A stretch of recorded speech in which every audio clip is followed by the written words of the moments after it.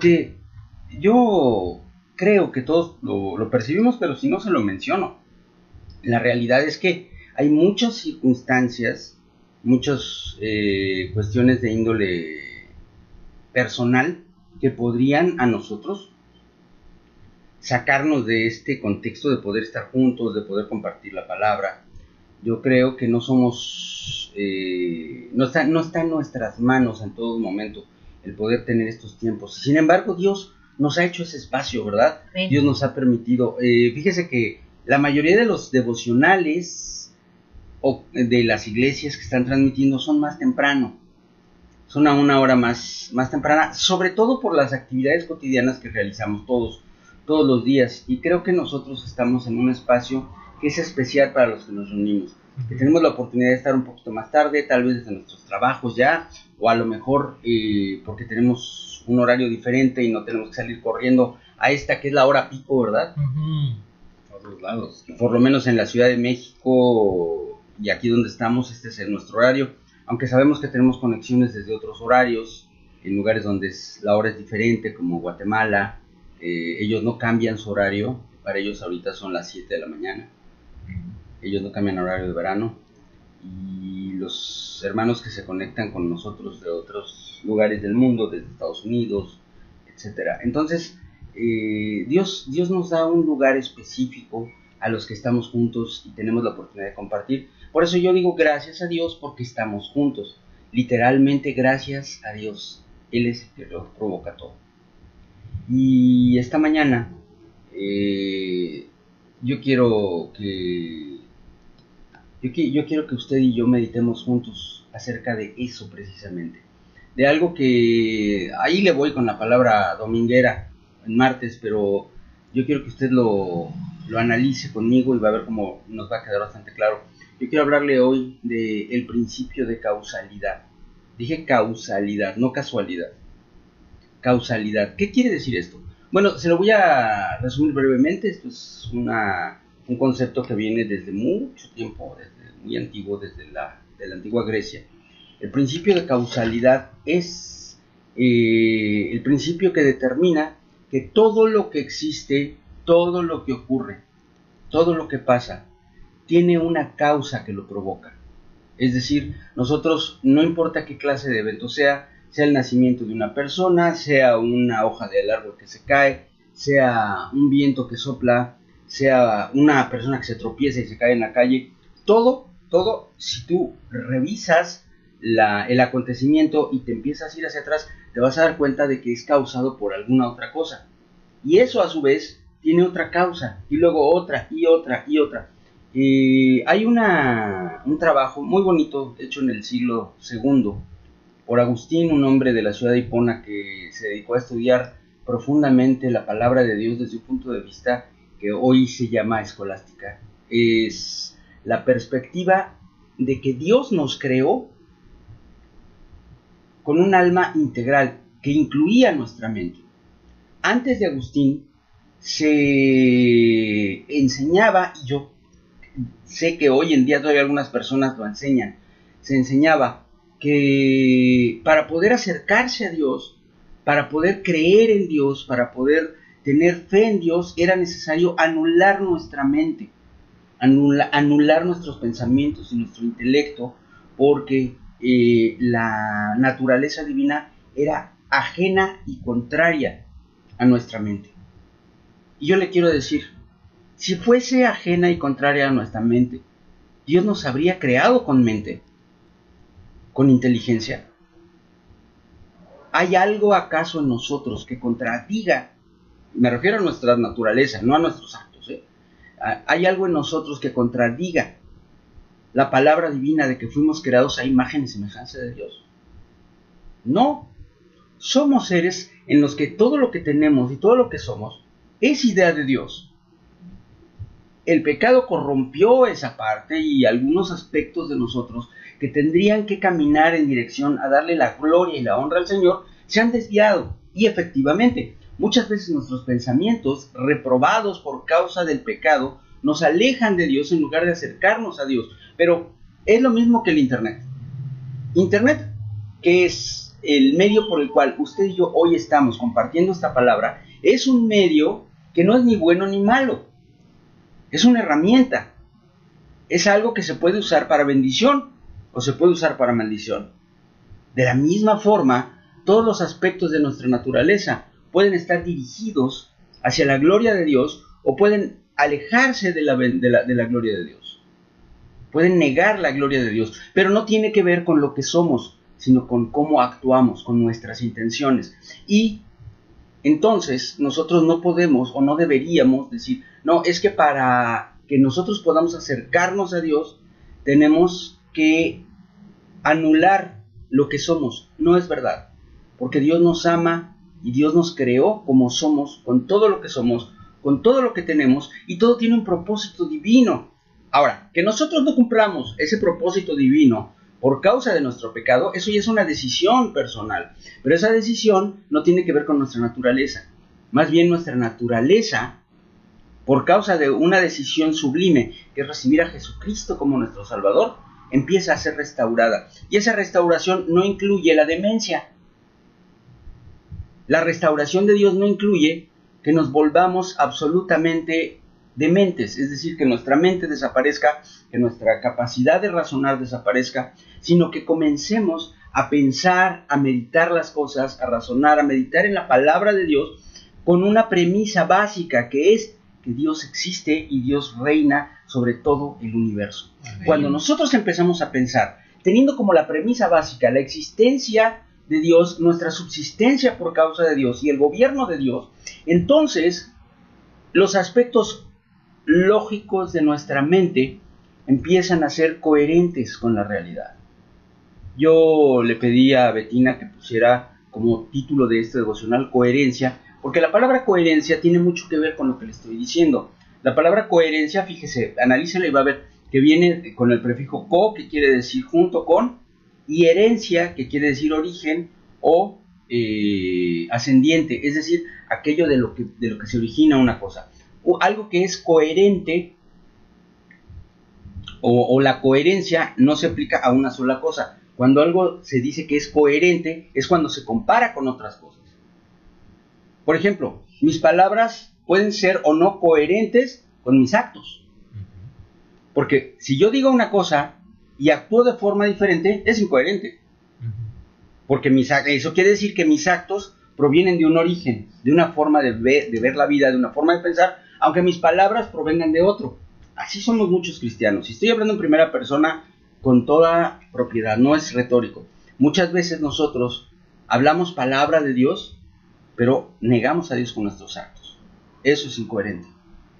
Porque nuestra palabra proviene de la mente de Cristo, pero nuestros actos provienen de nuestra mente reprobada. No hay coherencia, es decir, no vienen del mismo lugar. Pero cuando nosotros empezamos a alinear nuestra mente, nuestros pensamientos, nuestros deseos, nuestros anhelos y todo lo que somos a la voluntad de Dios, a la palabra de Dios, a la guía del Espíritu Santo, entonces empieza a ocurrir algo. Empieza a ocurrir que nos empezamos a integrar. Ya no somos pedazos separados. Personas que pensamos una cosa, decimos otra y hacemos otra. Sino que comenzamos a integrarnos, empieza a existir integridad en nosotros, porque hay coherencia entre lo que pensamos, lo que decimos y lo que hacemos. Imagínese usted que son como 3 círculos, imagínese 3 haces de luz. La luz de lo que pensamos, la luz de lo que decimos y la luz de lo que hacemos. Y cada una de ellas ilumina una región diferente porque vienen de distintas partes. Pero cuando llegamos al conocimiento de Cristo, cuando llegamos a la palabra que se convierte en vida en nosotros, entonces esos haces de luz se empiezan a juntar, como lámparas que empiezan a apuntar poco a poco hacia el mismo lado, y se juntan. Mire, un experimento maravilloso es, si usted puede conseguir 3 lámparas y le pone a una papelito de celofán, uno verde, uno azul y uno rojo. Se va a sorprender, es un experimento maravilloso porque se empiezan a juntar, y ahí donde se tocan los 3, la luz se vuelve blanca. Hasta que completamente ese círculo de luz que estamos apuntando, por ejemplo, a una pared blanca, se vuelve blanco por completo, porque somos íntegros y hay coherencia en nosotros.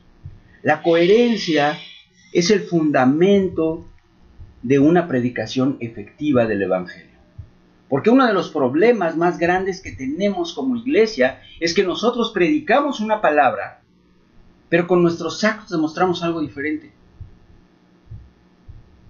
A lo mejor la gente no puede ver nuestros pensamientos, pero si no hay coherencia entre lo que decimos y lo que hacemos, entonces necesariamente tampoco hay coherencia entre lo que pensamos. Porque a final de cuentas, nosotros actuamos a partir de nuestros pensamientos. Yo le decía que Agustín, el teólogo de Hipona, decía que todo lo que ocurre y todo lo que existe en este universo tiene como causa primera, después de todas las búsquedas de causas que tú puedas encontrar, a Dios. Dios es la causa original de todas las cosas. Si tú caminas a través de la causalidad, del hecho más trivial, el que quieras, ya te dije, una piedra que se cayó, una hoja de árbol que se desprendió, el perro que te mordió, lo que quieras, no importa. Cualquier hecho, cualquier evento o cualquier objeto, y tú analizas qué fue lo que lo causa, vas a llegar inevitablemente a Dios. Porque Dios es el origen de todo. Y ese origen de todas las cosas nos hace que nosotros podamos entonces entender que a veces cuando Dios nos pide algo que no nos parece lógico, o sea, que no vemos la relación entre lo que Dios nos está pidiendo y lo que nosotros estábamos orando, tenemos que confiar en que es coherente porque atrás de todo está Dios. Y Dios se encarga. Yo le ponía un ejemplo a mi hermano Jorge ahorita unos minutos antes. Le digo, imagínate que Dios te dice, esa puerta tiene que abrirse, mueve la silla. Pues, porque la silla la tengo aquí, ya la moví, ¿y ahora qué va a pasar? Y se abre la puerta. ¿Fue magia? No, no fue magia. Es que necesito dinero para pagar la renta. Voy a salir a trabajar de día y de noche. Y Dios te dice, arrodíllate, ora. ¿Cómo voy a estar perdiendo el tiempo orando cuando lo que necesito es ganar dinero? Pero tú le haces caso a Dios contra toda lógica, te pones de rodillas y le dices, Señor, ayúdame. Yo allá hice todo lo que me tocaba hacer y no fue suficiente. Y de pronto, de la mano de Dios, viene el recurso que falta para pagar esa renta. ¿Es ilógico? Probablemente de acuerdo con nuestra lógica, sí, porque nos falta un elemento y ese es el que a veces no podemos comprender y es el hecho de que atrás de esa oración y atrás del recurso que se necesitaba y atrás de la deuda, atrás de todo está Dios. Amén. Que tiene el control de todas las cosas.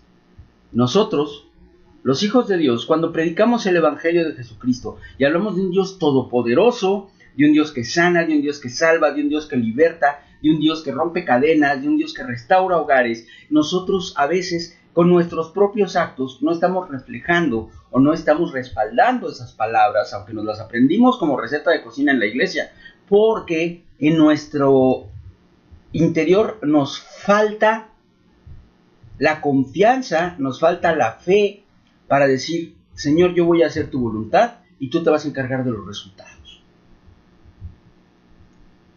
Hace un mes, sí, ya tiene un mes, ¿verdad? Que fuimos al evento allá a México. Ya tiene un mes, se acaba de cumplir. Nos dijo el apóstol Jesse Estrada, nos comentaba, el fundamento del crecimiento de una iglesia es la oración.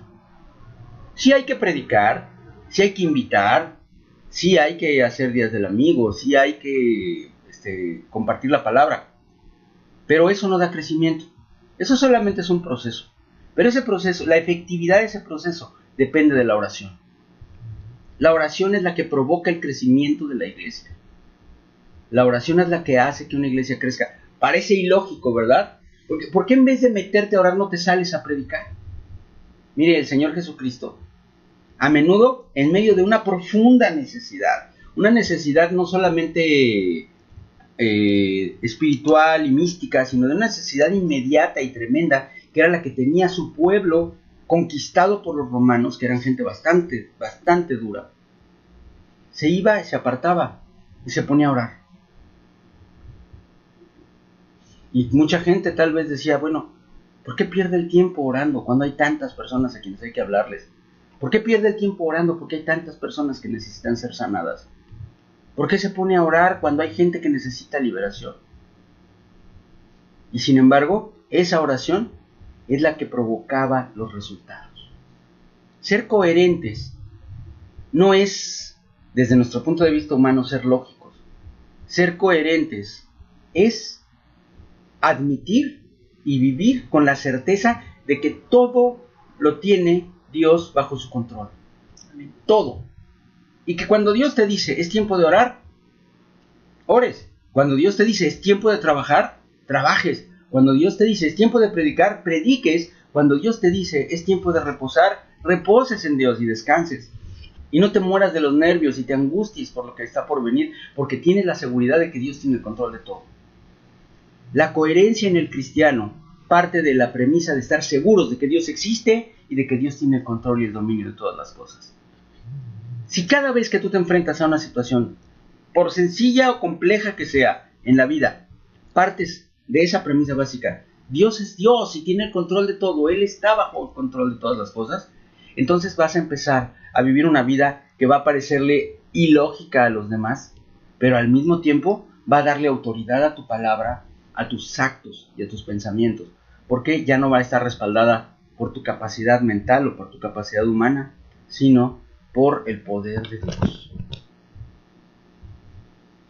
Y eso, amados, es algo tan difícil que yo le pido a cada uno de ustedes que lo medite profundamente, que lo analice profundamente y que lo aplique conscientemente. Llega un momento en que se vuelve un hábito de bendición, pero créame, no está fácil, nada fácil, porque nosotros tendemos a actuar de acuerdo con nuestra lógica humana y a hacer las cosas para resolver los problemas de acuerdo a nuestra lógica, y se nos olvida la promesa que dice, y todo lo que pidiereis al Padre en mi nombre, yo lo haré, para que el nombre del Padre sea glorificado en el Hijo. Medita en ello, piénsalo profundamente, y te vas a dar cuenta de que tu vida se va a transformar milagrosamente. Amén.